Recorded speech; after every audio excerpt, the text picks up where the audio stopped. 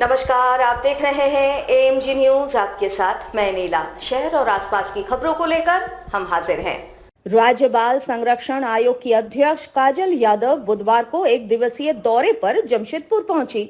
उनके साथ आयोग के सदस्य सुनील कुमार भी शामिल रहे। बता दें कि आयोग के पूर्व निर्धारित कार्यक्रम के तहत आयोग के सदस्यों का कस्तूरबा गांधी बालिका आवासीय विद्यालय, बाल संरक्षण गृह और आंगनवाड़ी केंद्रों का निरीक्षण किया जाना था। इस संबंध में आयोग की अध्यक्ष काजल यादव ने बताया कि कस्तूरबा गांधी बालिका विद्यालय, बाल संरक्षण गृह एवं आंगनवाड़ी केंद्र का निरीक्षण करना है। यहाँ क्या सुविधाएं हैं, क्या खामियां हैं, इसकी जांच की जाएगी और उसके बाद लौटने पर जानकारी दी जाएगी। जमशेदपुर आई हूँ। मेरा मकसद ये था कि यहाँ के जो भी है हमारे बाल से रिलेटेड संबंध जो भी संबंध है तो उन सब का विज़िट करना।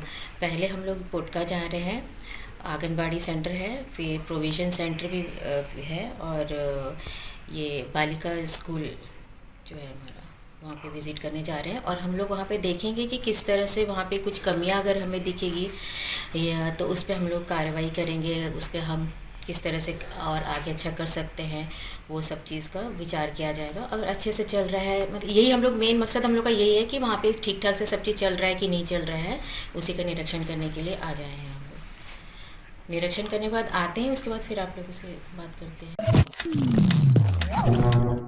वर्षों पुरानी मांग जुगसलाई आरओबी बनकर तैयार हो चुका है।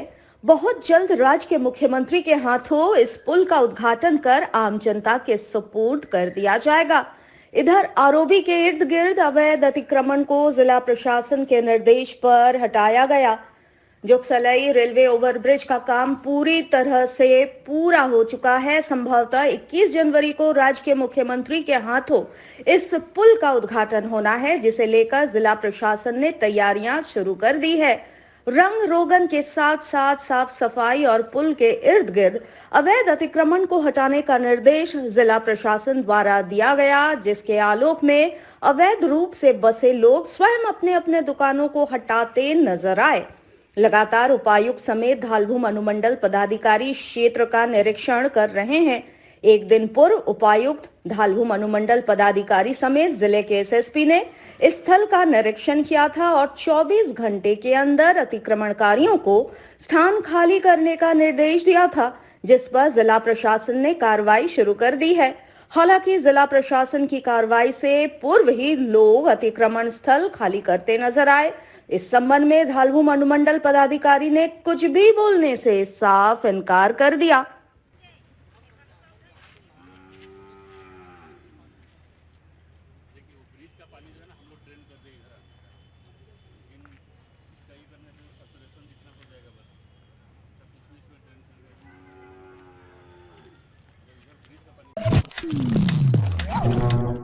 जमशेदपुर में झामुमो जिला समिति के द्वारा सीताराम डेरा आदिवासी एसोसिएशन में एक बैठक का आयोजन किया गया, जहां आगामी 31 जनवरी को बिष्टुपुर में होने वाले खतियान जोहार यात्रा की तैयारियों पर चर्चा की गई। बता दें कि राज्य भर में मुख्यमंत्री हेमंत सोरेन की अगुवाई में ये यात्रा चल रही है। पूर्वी सिंहभूम जिले में इसका आयोजन 31 जनवरी को होगा और राज्य के मुख्यमंत्री हेमंत सोरेन इसमें शामिल होंगे। इसकी तैयारियों को लेकर जिला अध्यक्ष सह विधायक रामदास सोरेन की उपस्थिति में बैठक का आयोजन किया गया। इस दौरान विधायक संजीव सरदार, विधायक मंगल कालिंदी, विधायक समीर मोहंती समेत पार्टी के तमाम पदाधिकारी एवं कार्यकर्ता शामिल रहे। इस जोहार यात्रा में ज्यादा से ज्यादा लोग शामिल होकर इसे सफल कैसे बनाए, इस संबंध में सभी ने यहाँ विचार विमर्श किया। विषम गुरु शिबू सोरेन का सपोर्ट, हेमंत सोरेन तो राज्य के मुख्यमंत्री बनने के बाद इन्होंने अपने पुराने शहीदों का सपना को पूरा किया कि आज झारखंडियों को पहचान 1932 का खतियान आधारित पहचान दिलाने का काम हमारे राज्य के मुख्यमंत्री माननीय हेमंत सोरेन ने किया। तारीख को 31 जनवरी को जो यहाँ पर खतियानी रैली में हमारे राज्य के मुख्यमंत्री आ रहे हैं, इसी का आज हम लोग तैयारी बैठक हम लोग किए हैं। पूरे जिला से सभी लोग यहाँ पर अपना दाल भात मोटरी बांध करके, अपना गठिया बांध करके यहाँ पर खतियानी रैली में शामिल होंगे। और इसमें हमने आमंत्रित किया सभी वर्ग, सभी भाषा, सभी लोगों को कि खतियानी जोहार की यात्रा में आप शामिल हो और हमारे राज्य के मुख्यमंत्री को आप स्वागत करें, जिसके लिए आप सभी लोगों को, सभी वर्गों के लोगों को हमने उसमें स्वागत करने का मौका हम देने का हम काम किया और सभी को लोगों को, सभी समाज के लोगों को आमंत्रित भी किए हैं। राज्य के मुख्यमंत्री को खतियानी जोहार यात्रा में आप उसको स्वागत करने का काम करेंगे। जमशेदपुर आबकारी विभाग ने अवैध शराब के कारोबार में इस्तेमाल होने वाले 3 वाहनों को सोनारी थाना क्षेत्र के परदेसी पाड़ा से जब्त कर लिया है। विभाग को सूचना मिली थी कि 2 स्कूटी और एक कार के माध्यम से नकली शराब का कारोबार क्षेत्र में किया जाता है। जब विभाग की टीम मौके पर पहुंची तो इसे सही पाया। हालांकि जांच के दौरान इन वाहनों का कोई मालिक सामने नहीं आया। आबकारी विभाग ने तीनों वाहनों को जब्त कर सोनारी थाने के सपुर्द कर दिया है। सोनारी थाने के द्वारा इन वाहनों के मालिकों की खोजबीन की जाएगी, जिसके बाद आगे की न्यायिक कार्रवाई होगी। हम लोग को सूचना मिला था कि सोनारी के परदेसी पाड़ा में एक वैन और 2 स्कूटी खड़ा है, जिसके द्वारा जो है शराब ट्रांसपोर्टेशन का कार्य किया जाता है। हम लोग आए और सूचना सही पाए और आसपास से के लोगों से पूछताछ किए कि गाड़ी किनकी है।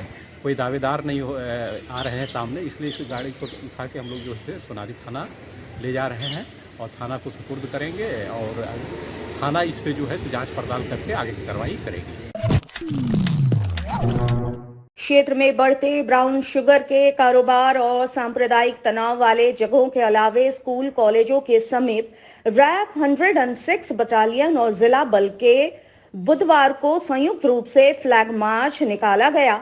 बता दें कि पहली बार आदितपुर में रैफ की ओर से फ्लैग मार्च निकाला गया। वैसे राज्य पुलिस मुख्यालय के निर्देश पर संवेदनशील इलाकों में संयुक्त रूप से अभियान चलाने का निर्देश दिया गया है।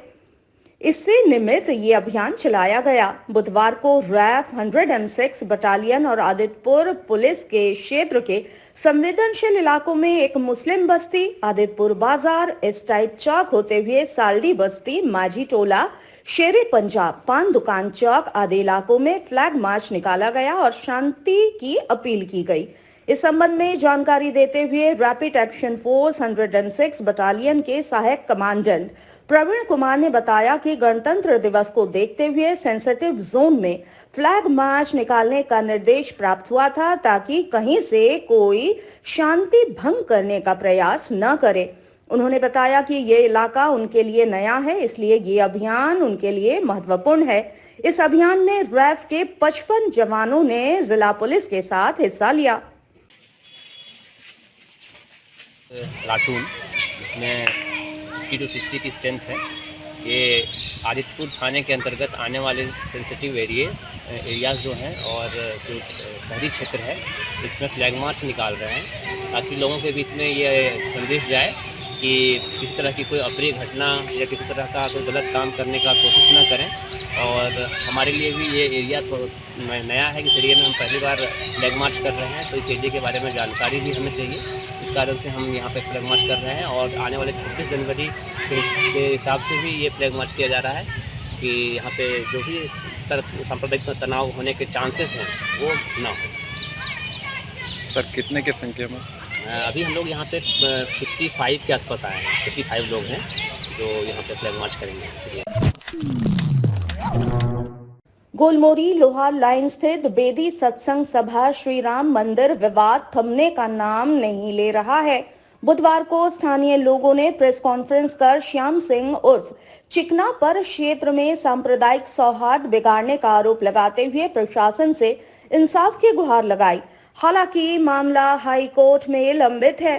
स्थानीय सूरज प्रकाश ने बताया कि श्याम सिंह एक आपराधिक प्रवृत्ति का व्यक्ति है और विगत लॉकडाउन से ही मंदिर पर कब्जा जमाए बैठा हुआ है। इसको लेकर हाई कोर्ट में रिट दायर किया गया है। बावजूद इसके मंदिर का व्यवसायिक प्रयोग हो रहा है। अब इसकी हिमाकत इतनी बढ़ गई है कि मंदिर में बाहर से दर्शन करने पहुंचने वाले लोगों पर पत्थर फेंकवा जाता है और भद्दी भद्दी गालियां दिया जाता है। यहाँ तक कि महिलाओं पर भी आपत्तिजनक टिप्पणियां की जाती है।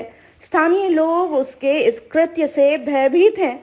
उन्होंने बताया कि पिछले दिनों उपायुक्त से शिकायत किए जाने के बाद एसडीओ ने स्थल का भौतिक सत्यापन किया था और श्याम सिंह से कोर्ट का निर्णय आने तक मंदिर में निर्माण कार्य पर रोक लगाने का निर्देश दिया था। बावजूद इसके श्याम सिंह न केवल अवैध निर्माण करा रहा है बल्कि मंदिर आने जाने वाले लोगों को भी परेशान कर रहा है।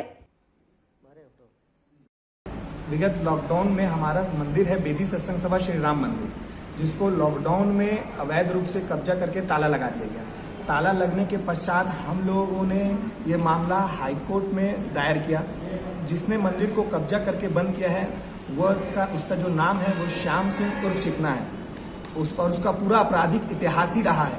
उसने 2018 में भी गोलमुरी में एक दुकान में कब्जा करने का प्रयास किया था और भी कई प्रकार के वो इस तरह का हरकत करते रहता है। अभी तक उसके ऊपर कई मामले ऐसे हैं जो न्यायालय में उसके ऊपर भी चल रहे हैं। आपराधिक उसका पूरा इतिहास रहा है। अभी वर्तमान जो 10 दिन से जो घटना घट रही है उसका स्थिति ये है कि हम लोग जो मंदिर में बाहर ताला लगने के बाद मंदिर के बाहर जो हम माथा टेकने जाते थे, अब हमको उसमें भी नहीं टेकने दिया जा रहा है। गाली दे रहा है, पत्थर फेंक रहा है, डरा रहा है, बोलता है कि जो थाना है वो मेरे हाथ में है, हम अगर आप लोग यहाँ पर आएंगे तो आप लोगों को हम झूठे केस में फंसा देंगे। भद्दी भद्दी गालियां दे रहा है। माताएं बहनें वहां पर माथा टेकने जाती हैं, उन लोगों से बदतमीजी तरीके से बात कर रहा है। तो अभी का जो स्थिति वहां पर गुलमुरी लोहार लाइन के उस मंदिर के सामने का स्थिति ऐसा बन गया है कि अब हमको पूजा करने के लिए भी अनुमति लेना पड़ रहा है, जो सबसे अधिक शर्मनाक बात है हमारे लिए। जमशेदपुर के मानगो शंकोसाई रोड नंबर 5 स्थित महावीर मंदिर में भागवत कथा ज्ञान यज्ञ का आयोजन किया जा रहा है। बुधवार को इसकी शुरुआत कलश यात्रा से की गई। महावीर कॉलोनी स्थित महावीर मंदिर से ये कलश यात्रा निकाली गई जो स्वर्ण रेखा नदी तट पर पहुंची, जहां 501 महिलाओं ने कलश में जल बोझकर नदी तट से वापस पैदल मंदिर तक यात्रा कर इस यात्रा को संपूर्ण किया। आज से लगातार 7 दिनों तक भागवत कथा का वाचन वृंदावन से आए कथावाचक पीयूष कौशिक महाराज के द्वारा यहां भागवत कथा का वाचन किया जाएगा। आयोजकों के अनुसार सनातन धर्म की संस्कृति को बचाने और इसे आगे बढ़ाने हेतु इस विशाल आयोजन को संपन्न किया जा रहा है।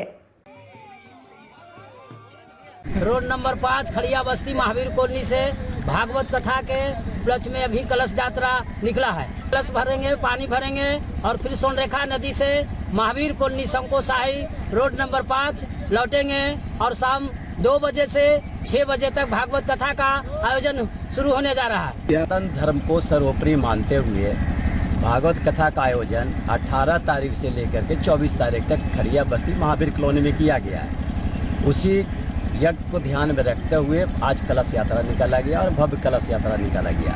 इसमें सैकड़ों संख्या में महिलाएं भाग लिए और यहाँ से जल भर करके मानगो नदी से महावीर कॉलोनी जाएगा और महावीर कॉलोनी में वहाँ कलश की पूजा होगी।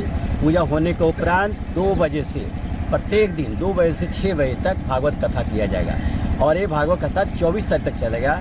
25 तारीख को महाप्रसाद भोग का वितरण किया जाएगा। ये सारे बस्ती वासियों के सहयोग से है और ये सब मिलजुल करके कर रहे हैं। कोलकाता के मशहूर अस्पताल CMRI ने बुधवार से जमशेदपुर के रेड क्रॉस भवन में अपने क्लिनिक की शुरुआत की। इस क्लिनिक में अस्पताल के चिकित्सकों से मरीज अपना इलाज करवा पाएंगे। वैसे CMRI अस्पताल कोलकाता में स्थित है, जहां तमाम तरह की सर्जरी संभव है। जमशेदपुर शहरवासियों के लिए बेहतर से बेहतर चिकित्सीय सुविधा के साथ CMRI अस्पताल के चिकित्सकों से रूटीन चेकअप एवं डॉक्टरी परामर्श साथ रिपोर्ट्स भी इस क्लिनिक में उपलब्ध होगी। अस्पताल प्रबंधन के अनुसार सभी तरह के रोगों के विशेषज्ञ डॉक्टर यहां उपलब्ध होंगे और केवल सर्जरी और वैसे इलाज जिसके लिए अस्पताल में भर्ती होने की आवश्यकता है उसी के लिए मरीजों को कोलकाता भेजा जाएगा। बाकी तमाम कार्य जमशेदपुर से ही किया जाना तय हुआ है।